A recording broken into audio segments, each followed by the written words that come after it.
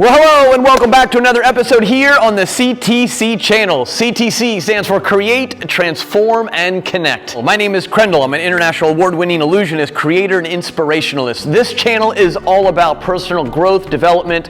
We're just here to make you think differently, be more positive in life, get more done, be more productive. All of these concepts, that's what we're pushing out in this channel. We hope to grow the community. In addition to all of this, support each other and come up with new ways to be inventive and create a better life and world for all of us. With that said, let's get into it. First, I want to say, hey, I'm sorry that I did not put an episode out last week. It was nice that even though we have a very small following at this point, I did get messages. Hey, where was the episode? And the fact is, life got in the way. Sometimes it does do that to us, right? With COVID restrictions being lifted, in my world, the entertainment industry, which has been virtually shut down, has now been blossoming and opening like crazy. I have so much on my plate between producing new shows, dealing with clients, and life, as I just mentioned, right?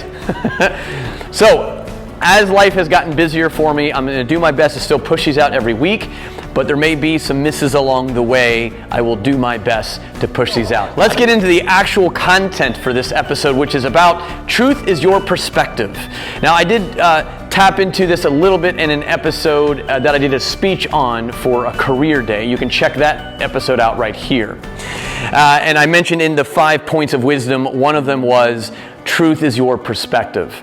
And I want to dive into that a little bit deeper, and I would like to use an example from a gentleman by the name of Robert Frost. If you're unfamiliar with him, he is one of the most famous poets in American history.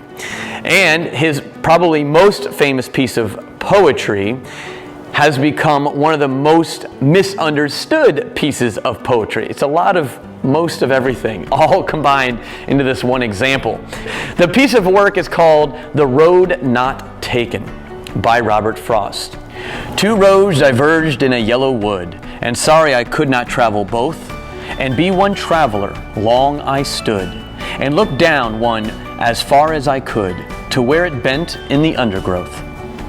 Then took the other as just as fair, and having perhaps the better claim, because it was grassy and wanted wear.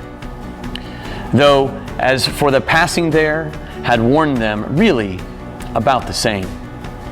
And both that morning equally lay in leaves no step had trodden black. Oh, I kept the first for another day. Yet knowing how way leads on to way, I doubted if I should ever come back. I shall be telling you this with a sigh, somewhere ages and ages hence. Two roads diverged in a wood, and I took the one less traveled by, and that made all the difference. So here's the fascinating thing about this piece of poetry and why it's so misunderstood. When you read it and look at the words, it's very easy for us to assume the context and the meaning behind it, which is about individualism, choices matter, and fate, and all of that lovely stuff. The line, two roads diverged in a wood, and I chose the one less traveled by, and that made all the difference. Did it? Because that's Robert Frost's point, is that he doesn't believe it does. Notice how it doesn't talk about paths, it talks about roads. That means these are man-made pathways because they are roads. So it didn't really matter what he traveled down, it was going to accomplish the same thing. It's no different in our lives. A lot of times we spend so much time being indecisive or putting so much stress and anxiety into our decision about something that is trivial.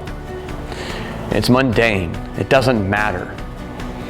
And I really believe, in essence, in reading all the different things about Robert Frost, that was his true intent, was to kind of poke fun at how we behave as humans, that we build up these stories in our mind later or in hindsight about, I did this decision and that made all the difference. It's left to your interpretation just the same. But the interesting thing about this is that this is an example that is parallel to so many other things in our lives, be it religion, politics, the wars that we've had in our history, about people taking their truth and their perspective and bending it to get what they want out of it. Sometimes malicious, sometimes for the better of mankind, but in the end, it's still the same principle, which is truth is your perspective. Anything and everything that you take in from the outside world, you process it and make it your truth.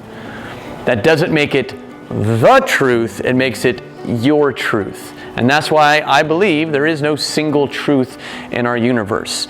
There are so many things that are just flat out for interpretation.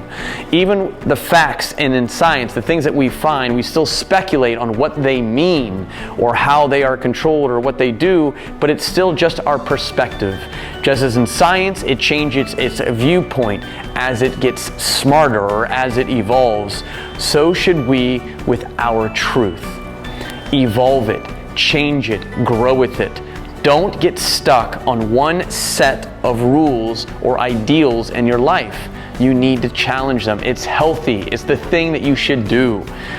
It's also one of the many reasons why conspiracy theories grow so fast and so easy is that people don't question things.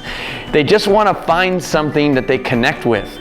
So if they're in a bad way or believe that the world is out to get them, conspiracy theories provide them the opportunity to feel at least validated in their feelings. By the way, if you want to learn more about how to deal with conspiracy theorists, you can click right here because that is a thing and a whole different topic. Just as it took one person's interpretation of Robert Frost's poem to change its meaning almost completely for everyone, we all have that kind of ability and power. Truth is your perspective. One person can change the course of someone else's truth. That's impressive. In a good sense, that's why people like Mother Teresa, Martin Luther King, Gandhi, and people like in my life, Harry Houdini, changed the way that we see the world today. And all of this has taught me to never stop questioning things. Not until you find your truth. Ask yourself, do you want a truth that is about joy, hope, and happiness? Or scarcity, anger, resentment, and depression? You have that choice. Saying these words only means so much. If you're not connected to it, if you don't put it into practice, it's pointless. But I'm telling you, this is where the magic lies. In these simple ideas that you just embody and you let the experience wash over you. It's the one thing that I truly enjoy about my life, especially in the entertainment and art realm, of being able to be connected to people in such a way that you can feel the goosebumps or the hair raise on your body from just letting that emotion wash over you. Truth is your perspective. You have the ability to change everything, in essence, immediately in your life, just by how you look at it. Also remember that if someone's spewing something at you that you don't agree with, let it go. It's their truth. If it's their fight and you don't believe in it, move on. Gravitate to hope. Gravitate to bliss. Gravitate to being present. That is where you find life. Life isn't a journey. It's not a destination. It's none of those things out of all the cliche things that they say. It's just about experiencing it.